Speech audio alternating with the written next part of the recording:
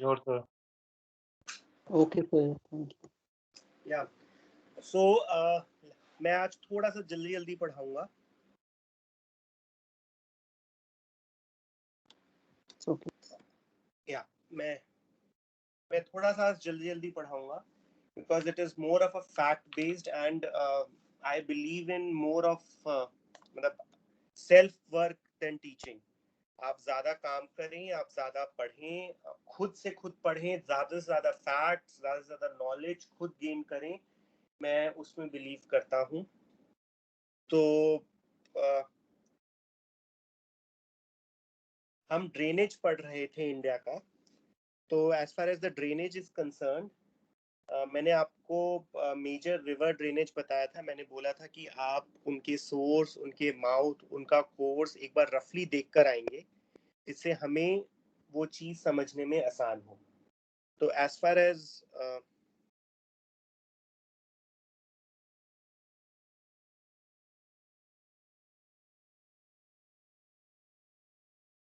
just hold on, I want to share my screen.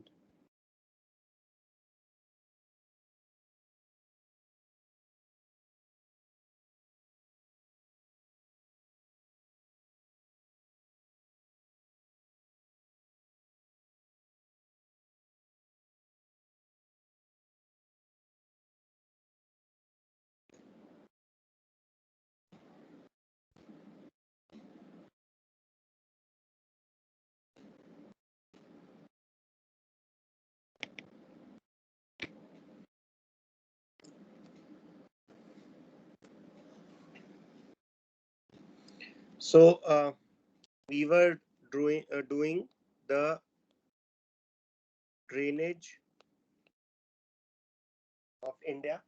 So as far as the drainage is concerned, आपको drainage का मतलब समझ आता है? ड्रेनेज मतलब कि how much water it is collecting, इसका कैचमेंट एरिया कितना है. मतलब छोटी छोटी स्ट्रीम्स, छोटे छोटे झरने मिलकर, if there is a river flowing like this and this is sea, and एक रिवर ऐसे ज्वाइन कर रही है, एक रिवर ऐसे ज्वाइन कर रही है, एक रिवर ऐसे ज्वाइन कर रही है, और साथ ही में ये दूसरी रिवर फ्लो कर रही है. और उसको इस तरह से उसकी ट्रिब्यूटरीज ज्वाइन कर रही हैं. So this area is called as the catchment river of this river. Understood? So as far as the drainage area is concerned, drainage area is divided into three based on the area.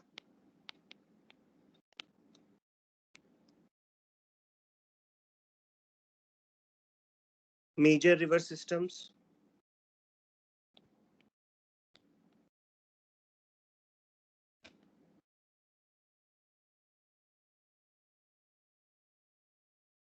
medium river systems,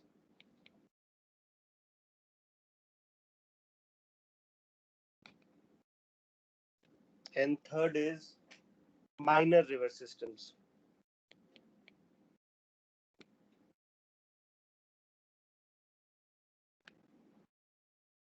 So as far as the major river systems is concerned, जिनका catchment area more than 20,000 square kilometer होता है, more than 20,000 square kilometer होता है, उसको हम कहते हैं major river system.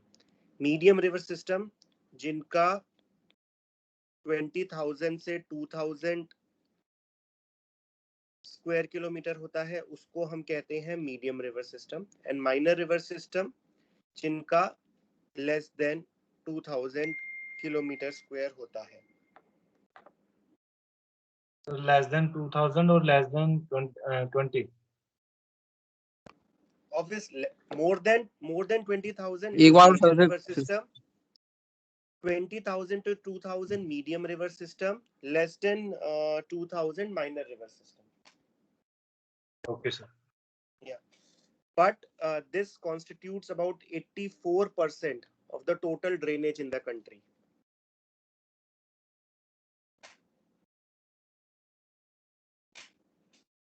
this medium river system constitutes 8% and minor river system constitutes another 8%. Okay, so what are this major river system is basically 14 rivers. These 14 rivers constitutes 84% of the total surface drainage of the country. 14 जो major नदियां हैं वो जो 84% हमारा surface area है total flow का वो determine करती हैं. तो अब वो 14 नदियां कौन कौन सी हैं?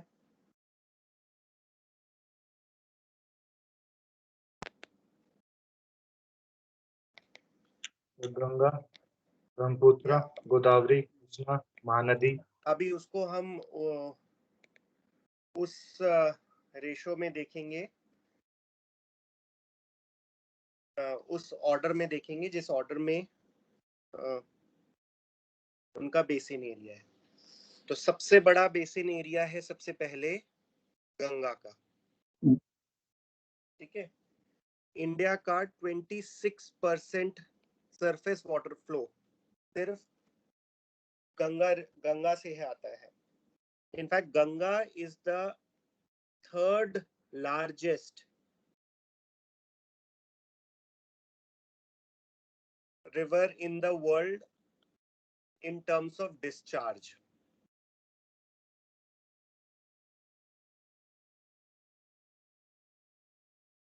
What do you mean by discharge? Discharge का मतलब कितना पानी उस नदी में at a given moment of time flow कर रहा है. So Ganga is the third largest river in the world in terms of discharge. सबसे बड़ी कौन सी है वर्ल्ड में? नाइल. सर अगर लेंथ अकॉर्डिंग टू लेंथ देखें तो नाइल है और अकॉर्डिंग टू अगर वाटर कैपेसिटी देखें तो आप सिविल सर्विसेज का एग्जाम दे रहे हैं, सो यू हैव टू सी कि अगर रिवर्स के बारे में पूछा है कोई सवाल तो वो लेंथ पूछा है, डिस्चार्ज पूछा है या क्या पूछा है. लेंथ में नाइल सबसे बड़ी है, बट वाटर डिस्चार्ज में it is river Amazon in South America. Amazon. In fact Amazon का जो डिस्चार्ज है वो नाइल से कहीं गुना ज्यादा है. सर सेकंड यांग से ना. Second is Congo in Africa and third is Ganga, जिसे कुछ अंग्रेजी लोग गैंजेस बोलते हैं और मेरे मुंह से भी कभी कभी गैंजेस निकलता है. Sorry for that. यांगसे comes at 6. मतलब आई डोंट वांट टू, मैं आपके ऊपर इतने ज्यादा फैक्ट्स नहीं देना चाहता कि आप बर्डन हो जाए. सबसे ज्यादा है अमेज़न, फिर है कॉन्गो, फिर है गंगा, फिर है Orinoco river in South America, then South America की ही मडीरा,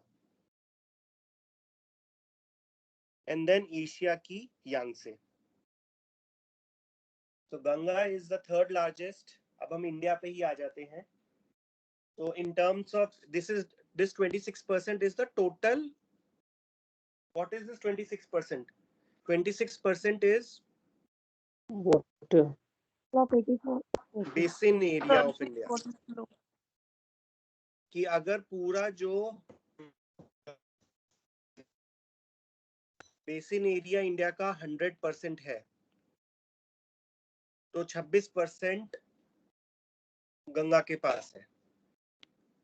दूसरे नंबर पर Indus,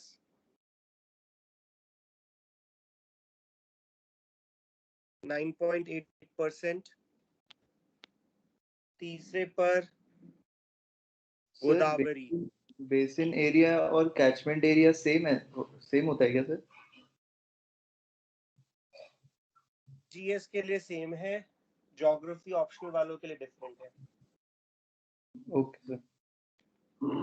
I hope you got it what I meant to say, because as GS I don't want to go into that much amount of detail. So third number पे गोदावरी है, fourth number पे कृष्णा, जिसका है about 7.9%. And then comes Brahmaputra, जिसका है 7.8%. So if I ask you a question, जैसे अभी 3-4 साल पहले आया था कि कौन सी पेनिनसुला, कौन सी रिवर सिस्टम का पेनिनसुला में सबसे बड़ा बेसिन एरिया है? So that is Godavari.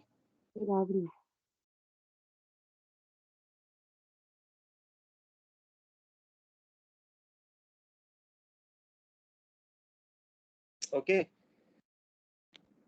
6th is Mahanadi. Then अब आपको याद टॉप 5 के आपको याद है तो as far as GS is concerned it's perfect, क्योंकि महानदी एकदम से ड्रॉप हो जाता है 4.3%. Then 7th is Narmada. Then comes Kaveri. Then comes Tapi. Then comes Pennar. Then comes Brahmani.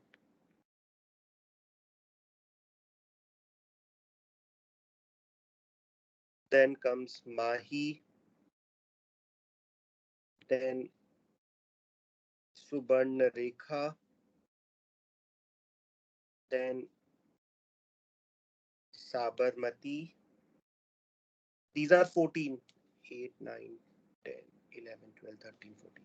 So these 14% constitutes a total of 84%. अभी हमने पढ़ा था ना पिछली वाली स्लाइड में. जी sir. Right.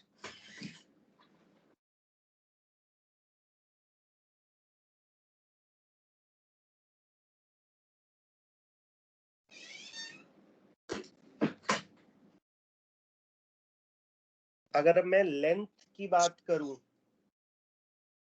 Length of the river, मैं दूसरा पेन यूज करूं.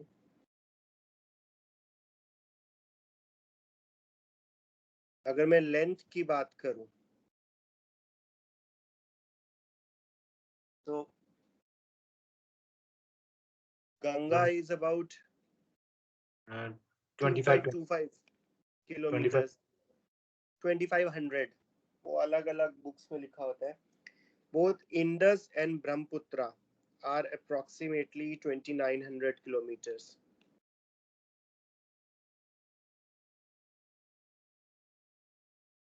Godavari is 1465. Krishna is 1400.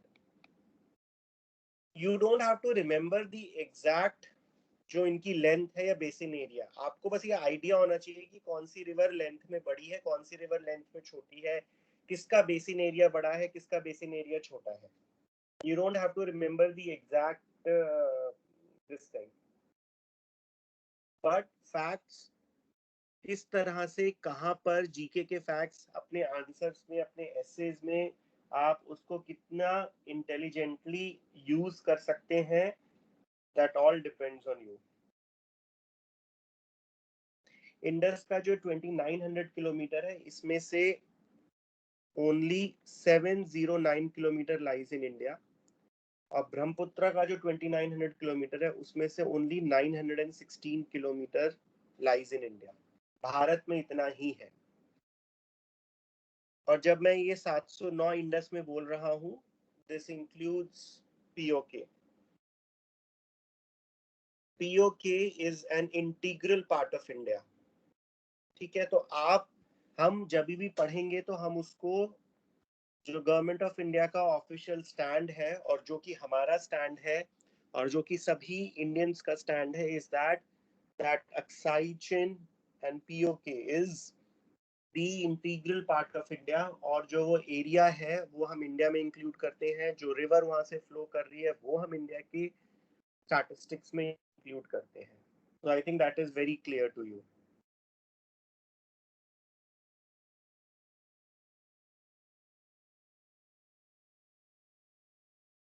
अगर इनमें और देखें तो Narmada is about 1310 kilometres,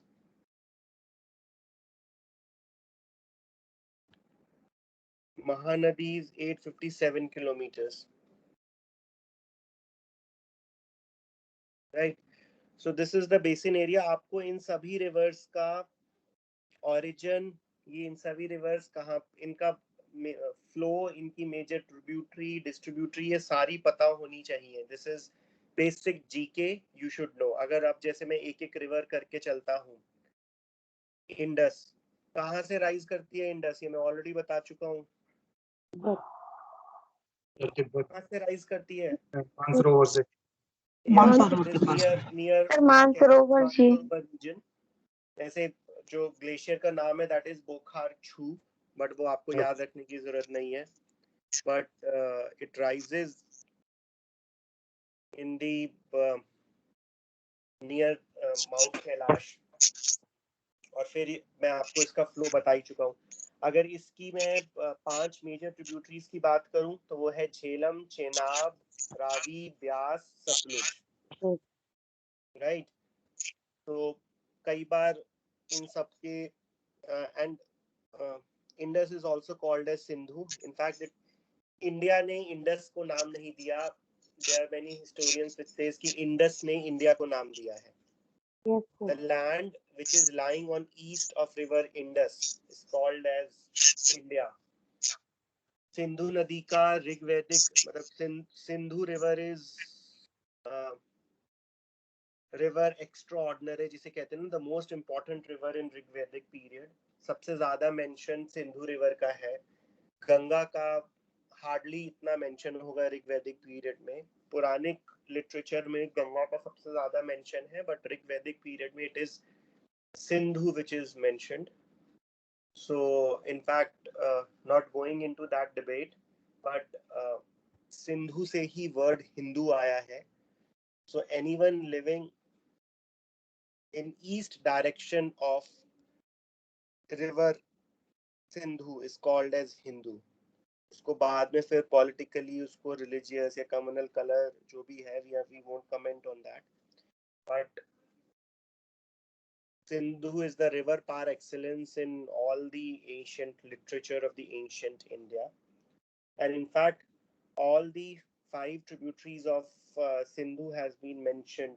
Jhelum has been mentioned as Vitasta, Chenab has been mentioned as Asikani, Ravi has been mentioned as Parushani or Iravati, Bias has been mentioned as Vipasa, and Satluj has been mentioned as Satadru or Satudri. ये आपने history में भी पढ़ा होगा, right. So second अब हम आते हैं गंगा बेसिन पर. Ganga is the most important. In fact कुछ जगह ये कहा जाता है the story of Ganga is the story of Indian civilization. मैं थोड़ा सा इससे डिफर करता हूँ क्योंकि Ganga is predominantly a northern Indian river. South India में जो गंगा को स्थान है वही कृष्णा, गोदावरी और कावेरी को स्थान मिला हुआ है.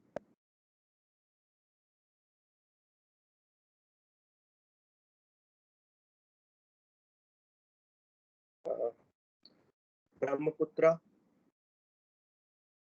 गंगा का सोर्स क्या है? गंगोत्री से गंगोत्री. गंगा की 2 हेड स्ट्रीम है, Bhagirathi and Alaknanda.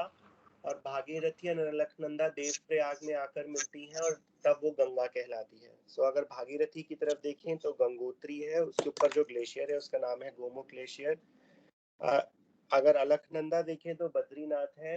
So it is near Badrinath, near माना पास इन उत्तराखंड, राइट.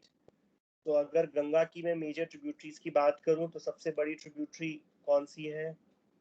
यमुना.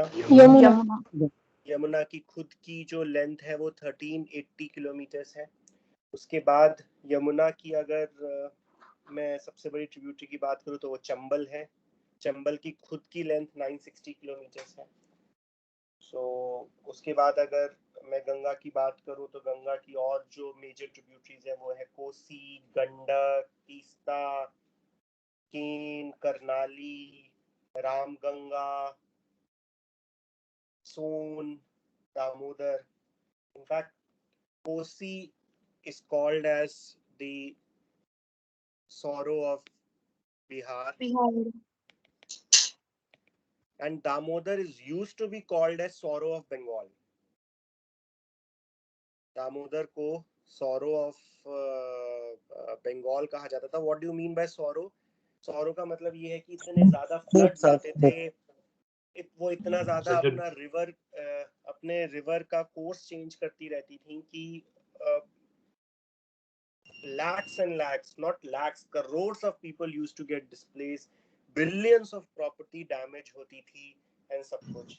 इसी तरह से दामोदर को sorrow of Bengal कहा जाता था, लेकिन किसी तरह से हमने through Damodar valley corporation DVC हमने दामोदर को टेम कर लिया. टेम मतलब इतने ज्यादा हमने उसके ऊपर डैम्स, रिजर्वॉयर्स ये सब बनाए कि जिससे Damodar is no longer the sorrow of Bengal. अगर मैं दामोदर का एक रफ सा मैप बनाऊं तो these are the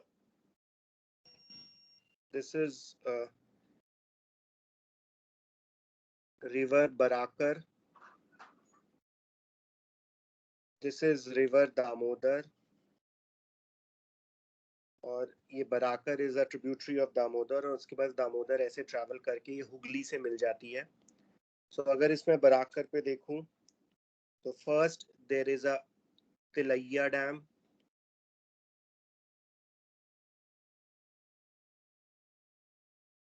then there is Maithon dam,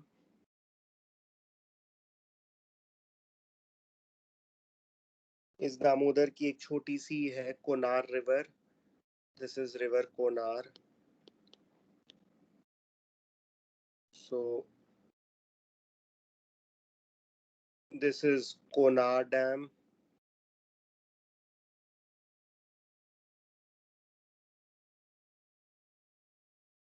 this is Tenughat dam, this is Panchet Dam, and this is Dhanbad city. So आप ये देखेंगे कि किस तरह से पूरे एरिया को हमने डैम्स, रिजर्वॉयर्स ये सब बनाकर रिवर को हमने किस तरह से टेम कर लिया है. तो Damodar, this is Damodar is no longer, ये हुगली ऐसे आ रही है, दिस इज हुगली रिवर, ये दामोदर से मिल जाएगी. तो Damodar is no longer sorrow anymore. In fact Damodar region is called as Ruhar of India. What is Ruhar? Ruhar is an important river in Germany where you will find lots of coal deposits. In fact, this area is whole rich, very rich in coal. So that's why it is called as Ruhr of India. Germany की जो industrial development है, Germany के अंदर जो industrial revolution है, Germany की जो industrial prominence है, that's because of one reason called Ruhr, जिसने इतना कोल, जिसने इतना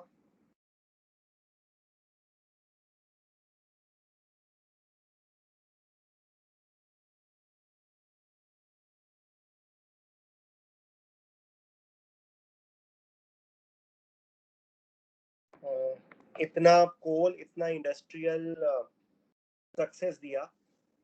सो इनफैक्ट इंडिपेंडेंस के बाद, बिफोर हमारा कॉन्स्टिट्यूशन आया, सो दामोदर वैली कॉर्पोरेशन करके हमने गवर्नमेंट ऑफ इंडिया ने प्लान बनाया to tame this river Damodar, and not only to tame but एक दामोदर वैली कॉर्पोरेशन करके इस कोल को, इतनी बड़े रिसोर्स को किस तरह से इंडिया के डेवलपमेंट में यूज करना चाहिए. In fact this Damodar valley corporation came in 1948 and it was based on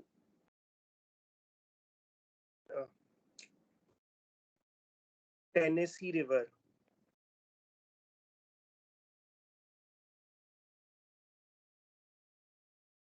Tennessee River development program in US. Tennessee River is a river in US based on state Tennessee. So this is how अभी तक हम कोसी में वो नहीं कर पाए हैं. वो कोसी में करना भी पॉसिबल नहीं है क्योंकि हम इसको टेम क्यों कर पाए, क्योंकि यहाँ पर थोड़े से रग्ड फीचर्स थे, यहाँ पर डैम्स बन सकते थे. This is somewhere down the line, this is somewhat plateau region. भाई आप प्लेन एरिया में डैम नहीं बना सकते ना. डैम के लिए आपको क्या करना होता है, आपको चारों तरफ से रिजर्वायर बनाना होता है और ताकि उससे वो डैम का आउटलेट आ जाए. जब आप ये रिजर्वायर बनाते हैं तो यूजुअली तीन तरफ से तो आप नेचुरल वॉल देखते हैं, एक नेचुरल वॉल होनी चाहिए तीन तरफ, और चौथी तरफ आप कंक्रीट की वॉल बनाते हैं. तो जब तीनों तरफ प्लेटो या पहाड़ या माउंटेन होगा तभी आप वो डैम बना पाएंगे. ठीक है. सो जब भी आप कोई रिवर पढ़ते हैं, जब कोई कुछ पढ़ते हैं, या उसको इस तरह से आप स्टडी करने की कोशिश करिए, इस तरह से देखने की कोशिश करिए. Is that fine? ये समझ आया सबको? Yes, sir. Yes, sir. Sir repeat कर दो एक बार. क्या रिपीट कर दूं, बताइए. पूरा नहीं सर, ये डैम वाला जो भी आपने बताया था साइड में. जिस तरह से कोसी को आज सौरो ऑफ बिहार कहा जाता है. सौरो का क्या मतलब है कि इसमें इतने डिवास्टेटिंग फ्लड्स आते हैं, इसमें जिससे इतनी डिस्ट्रक्शन होती है, जान माल की हानि होती है. उसी तरह से दामोदर को भी सौरो ऑफ बंगाल कहा जाता था, लेकिन किसी तरह से हमने दामोदर को टेम कर लिया है. मतलब it is no longer a sorrow, in fact it is a source of industrial development for the country. It is a source for growth of the country. It is a source for development of coal and energy resources in the country. वो कैसे टेम किया, उसको समझाने के लिए मैंने छोटा सा डायग्राम आपको बना के दिखाया कि किस तरह से, जैसे दो रिवर है, मतलब दामोदर रिवर और उसकी जो मेजर ट्रिब्यूटरी है बराकर, उसमें हमने किस तरह से डैम्स का कंस्ट्रक्शन किया. तिलैया डैम, मैथुन dam, Konar dam, Tenughat dam, Panchet dam, और इन डैम्स के पीछे रिजर्वायर बनाए ताकि वो रिवर अब फ्लडिंग, इतना उसमें फ्लडिंग नहीं आ पाता. And that river is in fact अगर आप यहाँ पर देखेंगे तो यहाँ पे there is a barrage called as Durgapur barrage. ये दुर्गापुर आ गया है. This is Durgapur which regulates the flow of water. ये अगर पानी ज्यादा है कम है, उसी तरह से उसको डाउनस्ट्रीम में फ्लो करना है ताकि ये वाला एरिया फ्लडिंग से बच जाए. This is Durgapur barrage.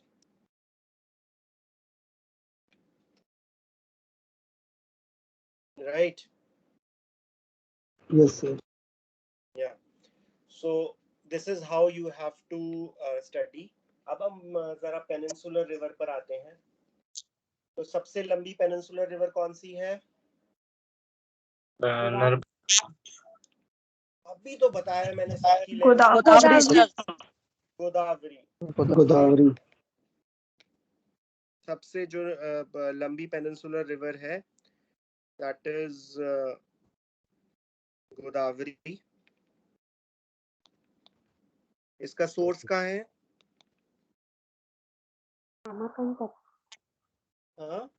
Mahabaleshwar sir, Maharashtra में कृष्णा है. इसका महाबलेश्वर से बहुत ज्यादा दूर भी नहीं है. ब्रह्मगिरी. इसका है नासिक के पास त्रिम्बक माउंटेन में. इनफैक्ट वहां पर एक those who believe in there is a Jyotirlinga called Trimbakeshwar. So वहां पे गोदावरी को गंगा के नाम से जाना जाता है. It is one of the major religious place of the country. तो त्रिम्बक प्लाटो से इसका सोर्स है और ये कहाँ पर जाके मिलती है? कृष्णा गोदावरी डेल्टा। मतलब आप ही देखिए कि बिल्कुल at the tip of the Arabian sea, वहां से अरेबियन सी का एरियल डिस्टेंस 50 किलोमीटर से ज्यादा नहीं होगा। वहां से रिवर निकलती है और सीधा बे ऑफ बंगाल में उल्टी डायरेक्शन में आती है। बिकॉज मैंने आपको जब डेक्कन प्लेटो पढ़ाया था तो उसमें बताया था कि जो हमारा प्लेटो का जो स्लोप है वो इस डायरेक्शन में है, मतलब टूवर्ड्स साउथ ईस्ट डायरेक्शन, क्योंकि इस डायरेक्शन में तो रिवर ऐसे फ्लो करते हुए आती है।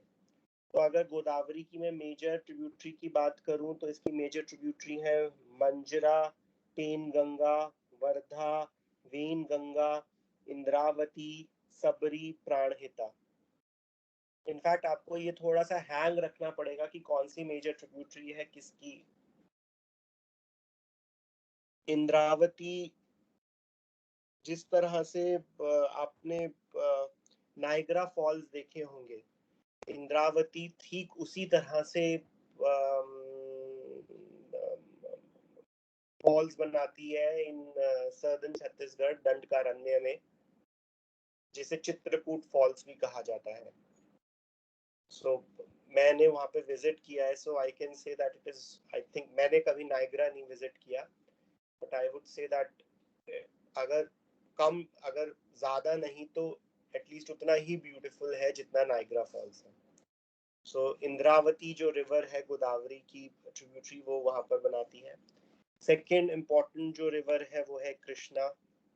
कृष्णा आपने ठीक बताया, महाबलेश्वर से निकलती है, वेस्टर्न घाट्स में Mahabaleshwar, and again it forms a Krishna Godavari delta, और वहाँ पर आकर ये मिलती है। सेकंड थर्ड जो सबसे बड़ी रिवर है वो है नर्मदा। मैं ये आपको सब बता चुका हूँ। नर्मदा अमरकंटक प्लाटो या अमरकंटक पीक से निकलती है and it flows in the western direction to join Arabian Sea. Narmada के बाद है महानदी। महानदी रायपुर के पास दंडकारण्य प्लाटो से निकलती है, एंड उसके बाद फिर है कावेरी। कावेरी जो है ताल कावेरी, मतलब इट्स अ लेक, वहां से निकलती है। एंड तापी, तापी बेतुल प्लाटो से निकलती है।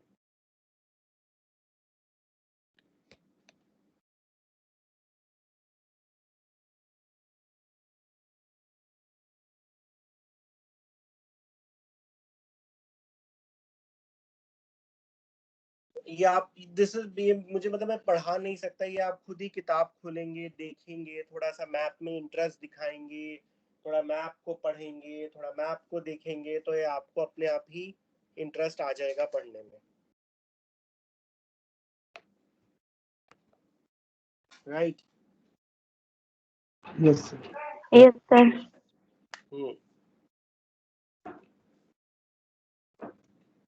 ओके, अब हम नेक्स्ट टॉपिक पे आते हैं, called as river regimes.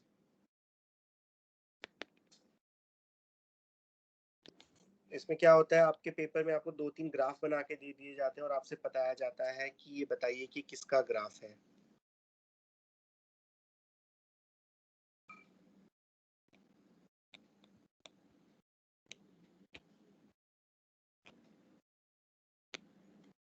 River regimes.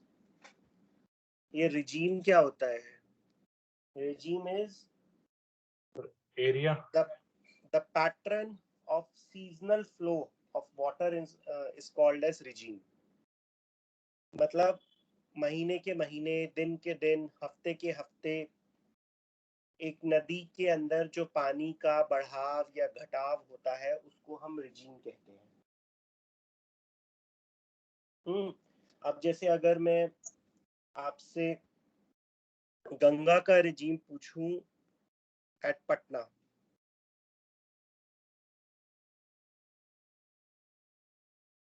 अगर मैं गंगा का रिजीम पूछूं आपसे at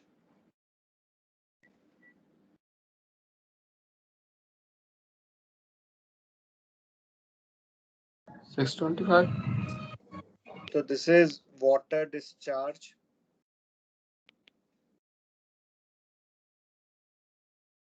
दिस इज मंथ, मतलब ये जनवरी है, जनवरी फरवरी मार्च अप्रैल, ये दिसंबर है। तो अगर मैं, तो गंगा का जो डिस्चार्ज होगा, वाटर डिस्चार्ज मतलब वो कितना वाटर कैरी कर रही है, तो वो कुछ इस तरह से होगा।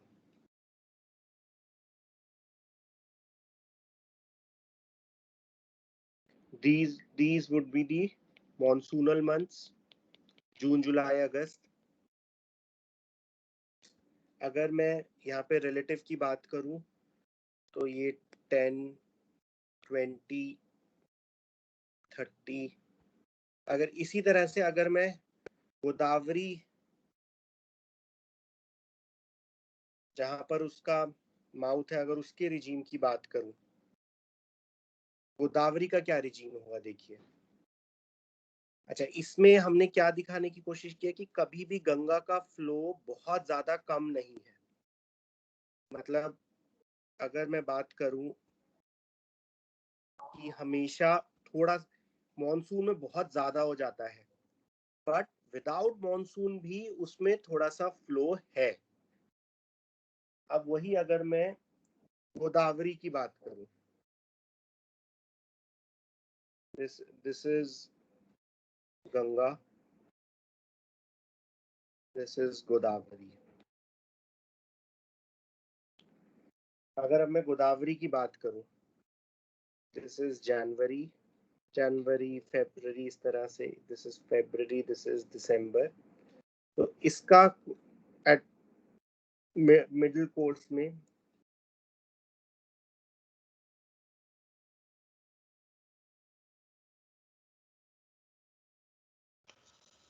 इस तरह से इसका कोर्स होगा। लेकिन जब मैं यहाँ पे रिलेटिव वैल्यूज देखूंगा तो ये होंगी, यहाँ पे देखिए था 10, 20, 30, ये होगा 5, 10, 15। अब आप इसको समझने की कोशिश करिए, ये भी मॉनसूनल मंथ्स है, these are monsoonal months and this is the, ये वाटर डिस्चार्ज है। गंगा और गोदावरी के वाटर डिस्चार्ज में क्या फर्क है? दोनों का वाटर डिस्चार्ज कई गुना बढ़ जाता है during the monsoonal months, but जो गंगा का वाटर डिस्चार्ज है वो मॉनसूनल मंथ में तिगना, दुगना या तिगना होगा गोदावरी के डिस्चार्ज से।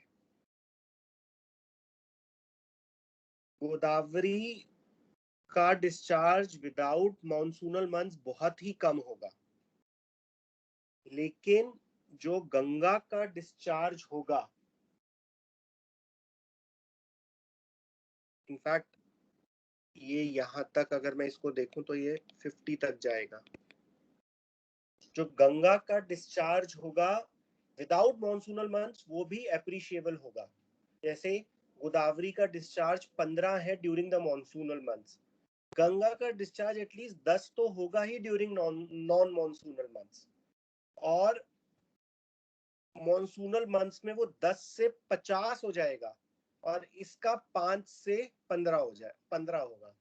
आपको ये एग्जैक्ट वैल्यू याद रखने की जरूरत नहीं है, आपके पास ऐसे डायग्राम आ जाएंगे 3-4 बने हुए, और आपसे पूछा जाएगा कि आप ये बताइए कि ये डिस्चार्ज पैटर्न किसका है।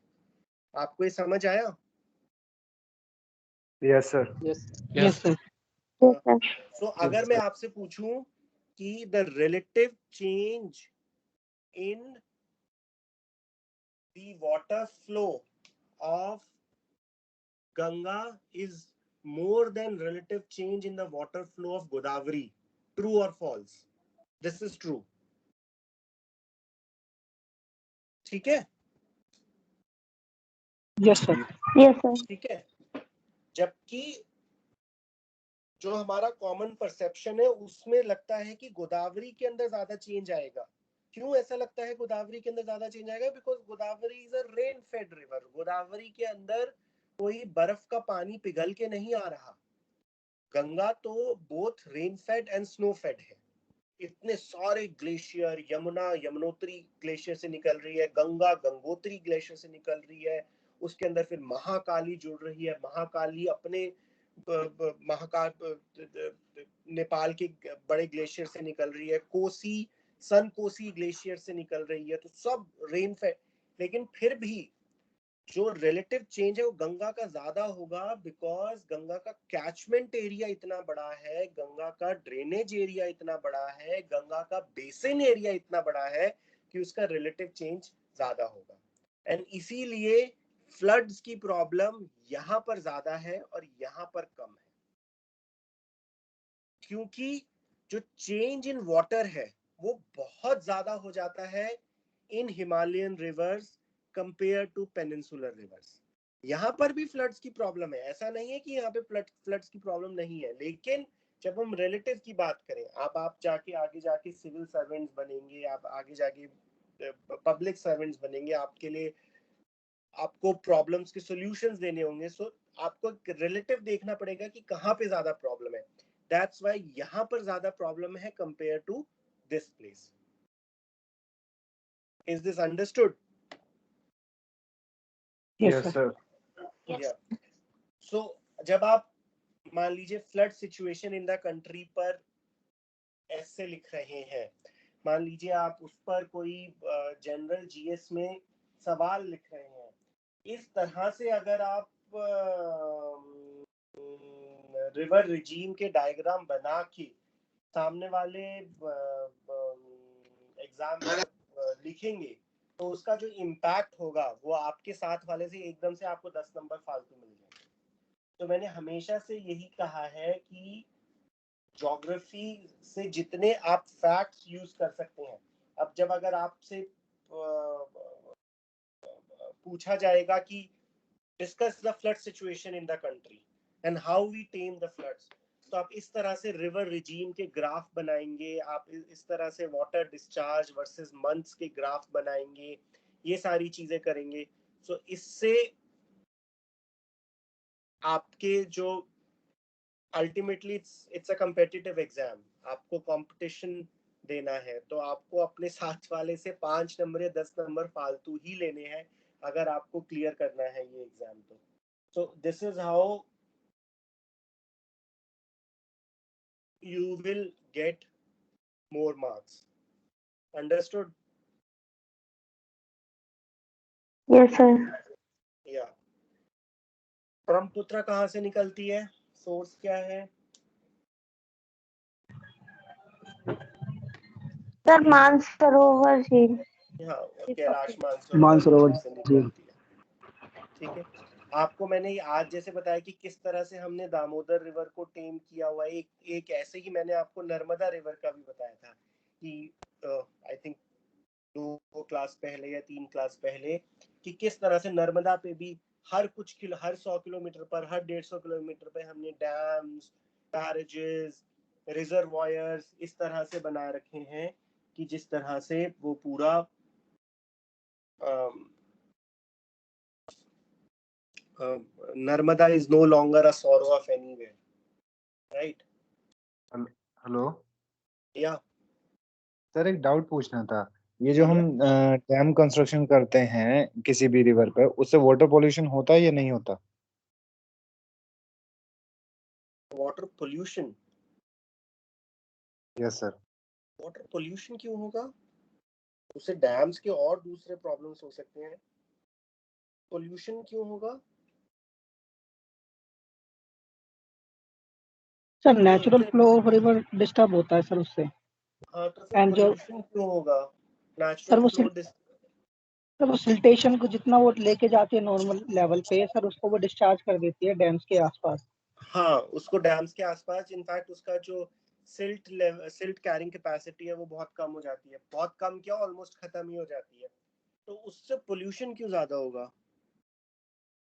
और सर थर्मल पावर प्रोजेक्ट से, जो थर्मल पावर प्रोजेक्ट हम लगाते हैं, थर्मल पावर प्रोजेक्ट से तो होगा ही thermal power. What do you mean by thermal power project? A thermal power project is a project which uses heat. Thermal मतलब heat for Yes, the sir. Generation of electricity. Heat कैसे आप generate करेंगे? Heat आप generate सिर्फ भारत में एक ही तरह से होती है, कोयले को बर्न कर. जब आप कोयले को बर्न करेंगे, जब आप वो थर्मल पावर प्रोजेक्ट में कोयला बर्न करेंगे, तो उससे highly poisonous gases, green house gases सबका डिस्चार्ज होगा. बट अगर अभी ये टॉपिक ही आया है, मान लीजिए अभी मैंने आपको कुछ नहीं पढ़ाया, डैम्स वगैरह में बाद में पढ़ाऊंगा. अगर मैं आपको एक स्टेटमेंट बोलूं, dam is a necessary evil. इस वाक्य का मतलब समझे आप लोग? Dam is a necessary evil. Yes, sir. Yes sir. So damn is a necessary evil. तो इसमें आप क्या लिखेंगे? इसमें आप ये लिखेंगे कि डैम के फायदे भी होते हैं, नुकसान भी होते हैं. अब मुझे एक एक करके बताएं कि डैम के फायदे क्या होते हैं. सर वो फ्लड आने से किसी Sir, एरिया को फ्लो ऑफ वाटर को कंट्रोल कर सकते हैं. नियंत्रण किया जा सकता है. दूसरा, सर मछली पालन के लिए भी यूज होता है रिजर्वॉयर के. ठीक है, use electricity. those reservoirs can be used for aquaculture, for fishing, for everything. तीसरा, सर नेविगेशन के लिए यूज कर सकते हैं. इरिगेशन से power generation. irrigation. Navigation sir. In fact floods भी मेजर रीजन नहीं है. जो इंडिया का सबसे बड़ा डैम अभी सरदार सरोवर नर्मदा में बना है, वो फ्लड्स की वजह से नहीं बना है. वो जो गुजरात और मध्य प्रदेश के पार्च्ड मतलब सूखे रीजन्स थे, वहां पर हरित क्रांति को लाने के लिए, वहां पर फूड क्रांति को लाने के लिए, वहां पर एग्रीकल्चर क्रांति को लाने के लिए ये सरदार सरोवर प्रोजेक्ट मिला. So irrigation, yes. Fourth, electricity. Sir power Good. Project के लिए Power प्रोजेक्ट. बिकॉज जब रिजर्वॉयर में पानी होगा और वह एक झटके से पानी नीचे गिरेगा, और उसके नीचे अगर हम टरबाइन लगा देंगे, देखिए किसी Yes, sir. इलेक्ट्रिसिटी जनरेट कैसे होती है? इलेक्ट्रिसिटी जनरेट होती है कि आप दो मैग्नेट के बीच, टरबाइन के घूमने से. दो मैग्नेट्स के बीच अगर आप टरबाइन को घुमा देंगे तो करंट जनरेट हो जाएगा. अब वो टरबाइन घूमेगा कैसे? दो चीजों से. Pressure. हाँ, उस टरबाइन को या तो खुद ही इलेक्ट्रिसिटी से कनेक्ट करके उसे घुमा दें, लेकिन तब कोई फायदा नहीं है. आप इलेक्ट्रिसिटी से लेके इलेक्ट्रिसिटी जनरेट करें. वो नेचुरली टरबाइन कैसे घूमेगा? वो टरबाइन घूम सकता है अगर तेजी से उसके ऊपर पानी पड़ रहा हो हाइट से, तो वो टरबाइन को घुमाएंगे. या फिर जो सी वाटर है, जहाँ पर टाइड्स बहुत ज्यादा आती हैं, जहाँ पर वेव्स बहुत ज्यादा आती है, वहां पे हम टरबाइन को इस तरह से फिट करें कि वो वेव्स टरबाइन को घुमाएंगी, वो टाइड्स टरबाइन को घुमाएंगी. तो अल्टीमेटली टरबाइन के घूमने से इलेक्ट्रिसिटी जनरेट होती है. सो आप इलेक्ट्रिसिटी जनरेट कर सकते हैं. 4, 5. सर नेविगेशन में यूज हो सकता है सर. फ्लो जो है रेगुलेट हो जाता है. नेविगेशन अगर हम जो रिजर्वॉयर से जो हम कैनाल्स बना रहे हैं, जिससे हम वाटर डिस्ट्रीब्यूट करेंगे. आज गुजरात के कोने कोने में सरदार सरोवर प्रोजेक्ट की जो पानी है वो पहुंच रहा है. मैं आपको कभी बताऊंगा डायग्राम बना के कि किस the beauty of Sardar Sarovar जो नर्मदा रिवर पर है. बट वो canals can be used as a source of as a source of transportation. Yes, navigation. Sixth,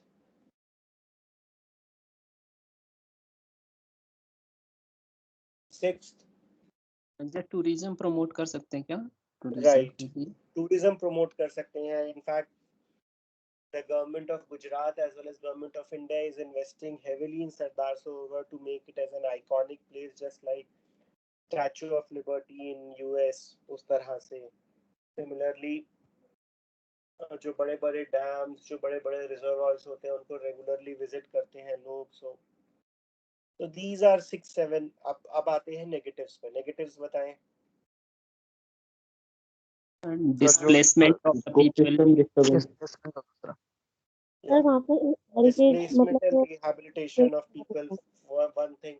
आप जिस जमीन पे पिछले एनवायरमेंट 200 साल से हैं, 200 साल से मतलब आपकी पुश्तें वहीं पर काम कर रही हैं, एक दिन आपको कह दिया जाता है यहाँ से उठ के चले जाओ, so you have an emotional attachment with that land, वो लैंड आपकी मातृभूमि है, वो लैंड ने आपको सब कुछ दिया है। so displacement of people, displacement of population and their resettlement। दूसरा environment ecology ecology water flood हो जाएगा, भर जाएगा, वैसे प्लांट्स और सब खत्म हो जाएंगे। so it will be an ecological disaster also। जब हमने टेहरी डैम बनाया था तो जो पूरा का पूरा जो टेहरी टाउन है वो खत्म हो गया था, और हमें पहाड़ के ऊपर, सात वाली पहाड़ी के ऊपर, आई विजिटेड दैट टाउन, सात वाली पहाड़ी के ऊपर न्यू टेहरी का निर्माण करना पड़ा, वो टेहरी पूरा खत्म हो गया था। तीसरा फ्लड्स फ्लड्स। Yes sir. अगर रिजर्वायर टूट गया तो नहीं सर कब वो जब ज्यादा सिल्टेशन हो जाती है सर जब डैम के अंदर अननेसेसरी वाटर तो जब हो जाएगा तो सर वो ओवरफ्लो होता है ना सर उसके लिए। दिस इज एन इनडायरेक्ट, वो अगर वो नहीं होता तो उससे कहीं ज्यादा फ्लड्स आते हैं। आई एग्री कि जब उसको हमें कॉन्टिन्यूसली डीसिल्टेशन करना पड़ेगा डैम को, अदरवाइज वो पूरा जो उसकी कैपेसिटी है वो मिट्टी से ही भर जाएगी और पानी भरने की जगह ही नहीं होगी। बट अगर आप उससे कंपेयर करें कि जब डैम बिल्कुल ही नहीं है तो, बट हाँ you can say always the problem of siltation, इसको प्रॉब्लम ऑफ फ्लड्स ना कह के प्रॉब्लम ऑफ ग्राउंड वाटर को डिस्टर्ब करता है, इकोलॉजिकल डिस्टर्बेंस होता है, ग्राउंड वाटर को डिस्टर्ब करता है, नेचुरल फ्लो को डिस्टर्ब करता है, मिट्टी की प्रोडक्टिविटी, जो सॉइल प्रोडक्टिविटी को, जो वो फ्रेश सॉइल आ रहा है, खादर जो आ रहा है, जो soil which is more productive, alluvial soil, वो नहीं पहुंच पाता है। it disturbs the marine life। अब जो फिशेस हैं वो तो एक जगह से दूसरी जगह, अब मान लीजिए फिशेस ट्रैवल करती हैं, जो मेरीन लाइफ है वो एक रिवर की ट्रैवल करती है, एक जगह से दूसरी जगह पर वो रुक जाएगी, वो एक ही जगह पर अब वहीं पर रुक जाएगी तो उनकी हैबिटेट डिस्ट्रॉय हो जाएगी। और तो pollution, green house gases, pollution किस तरह से?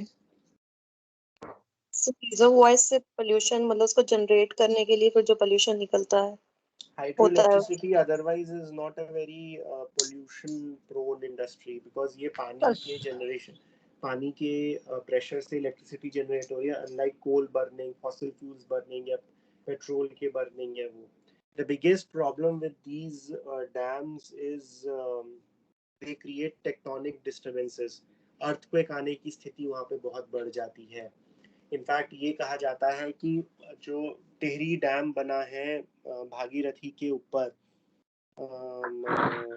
उत्तराखंड में, उससे वहाँ के रीजन में अर्थक्वेक, वो पहले ही बहुत ज़्यादा अर्थक्वेक प्रोन रीजन था, और वहाँ पर वहाँ के रीजन में अर्थक्वेक आने की कैपेसिटी, अर्थक्वेक आने की प्रोबेबिलिटी बहुत ज़्यादा बढ़ गई है। और अगर वहाँ पर गॉड फॉरबिड अगर अर्थक्वेक आता है और अगर डैम को कोई हानि होती है तो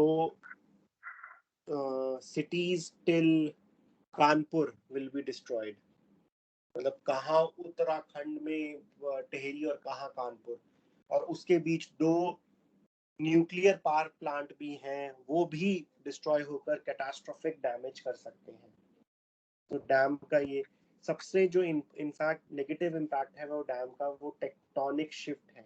आप एक जगह पर इतना भारी, आप देखिए ना, आप धरती के बैलेंस को डिस्टर्ब कर रहे हैं, एक जगह पर इतना भारी सामान इकट्ठा हो गया है, पानी इकट्ठा हो गया है, वहाँ का टेक्टोनिक डिस्टर्बेंस, वहाँ का जो बैलेंस है, जैसे Himalayas are a very delicate ecosystem, Himalayas are a very delicate tectonic system. हल्का सा चेंज वहाँ पे डिवास्टेशन ला देता है, हल्का सा रिवर के अंदर ज्यादा पानी, हल्का सा अर्थक्वेक, वहाँ पे डिवास्टेटिंग होता है। तो वो जो टेक्टोनिक चेंजेस हैं जो खासकर हिमालयन रिवर्स में हैं, वो बहुत ज्यादा इम्पैक्ट कर रहे हैं। तो अब आपको इस पर अगर जवाब लिखना हो तो आप लिख सकते हैं, राइट? जी सर। ओके, सो भारत की एक नेशनल वाटर पॉलिसी है। तो अगर मैं आपसे जैसे, क्योंकि मुझे पता है कि हर कोई सब सारी चीजें नहीं पढ़ सकता, तो अगर मैं आपसे कहूं कि भारत की नेशनल वाटर पॉलिसी पे 10 नंबर का सवाल लिखिए, आप कैसे लिखेंगे? मतलब कहीं ना कहीं सिविल सर्विसेज में आपको सारी चीजें नहीं आ सकती, तो आपको कहीं ना कहीं थोड़ा सा स्मार्ट वर्क करना पड़ता है, आपको थोड़ा सा वो लेके करना पड़ता है। नेशनल वाटर पॉलिसी पे लिखना हो, so national water policy is framed by government of India for providing optimum utilization of water in the country. India is a country wherein there is a very uneven distribution of water. National water policy aims at addressing this problem of highlighting the areas in concern where the water is in excess and where the water is not in excess. It involves a substantial, आप समझ रहे हैं मैं क्या बोल रहा हूँ? मैं ठस बोल रहा हूँ, यस सर। लेकिन अगर आप ये जी लिखेंगे, सर। अगर आप ये ऐसी 10 लाइनें लिख देंगे, वाटर पॉलिसी का क्या ऑब्जेक्टिव होगा? वाटर पॉलिसी का ऑब्जेक्टिव होगा कि एग्रीकल्चर, इंडस्ट्री और डोमेस्टिक यूज के लिए सबको ऑप्टिमम वाटर मिले, वाटर वेस्टेज कम हो, water deficit areas, water excessive area से वाटर डेफिशिट एरियाज में वाटर को ट्रांसफर करने के साधन जनरेट हो, प्रॉपर मैनेजमेंट ऑफ वाटर हो, फाइनेंशियल एलोकेशन हो for maintenance of canals and water distribution system, detailed survey हो वाटर को लेकर, ground water, surface water optimally use हो, ग्राउंड वाटर इतना ज्यादा भी यूज ना हो कि वहां का ग्राउंड इकोलॉजिकल बैलेंस डिस्टर्ब हो जाए।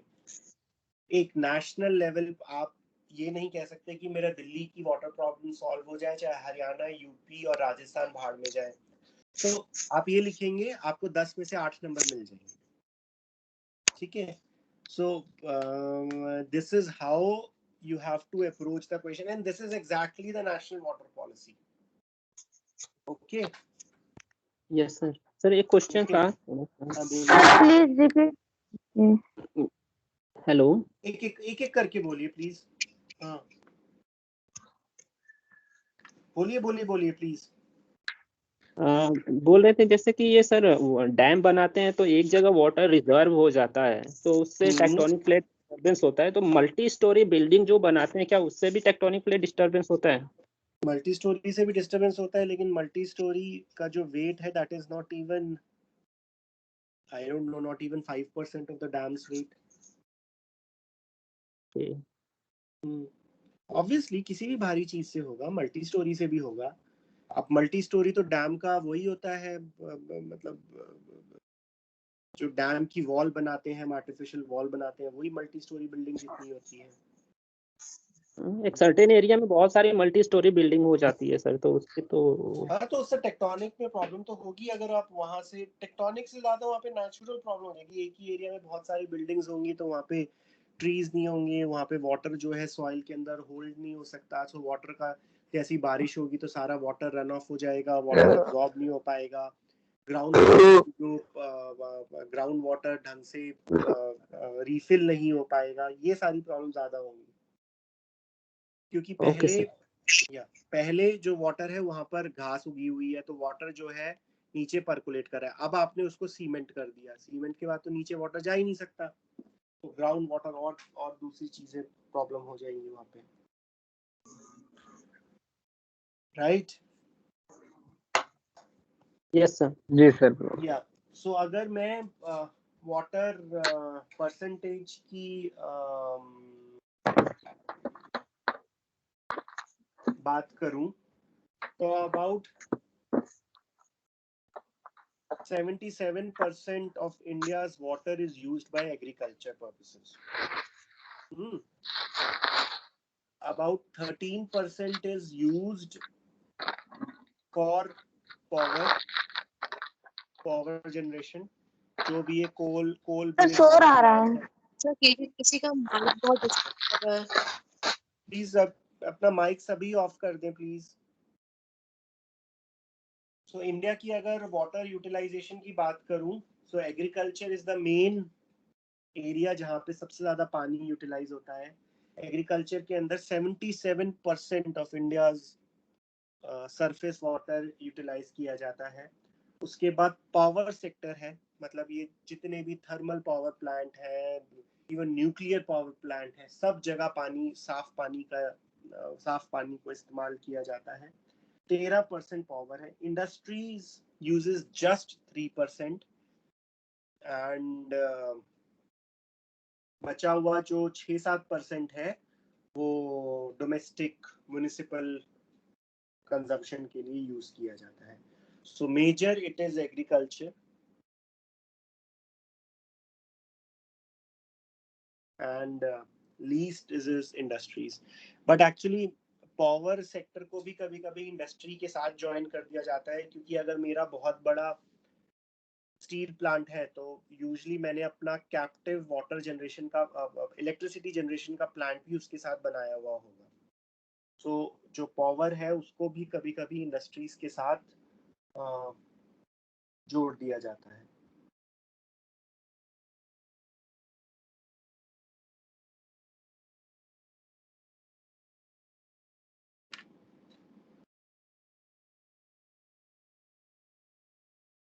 दिन पे दिन हमारी per capita availability of water is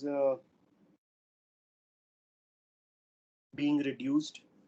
water stress बढ़ता जा रहा है, और ये कहा जाता है कि जिस प्रकार ऑयल पर पहले लड़ाइयाँ होती थी, अब वाटर पर वो वाली लड़ाइयाँ होंगी। हमारा per capita availability of water has reduced by 1/4 since independence.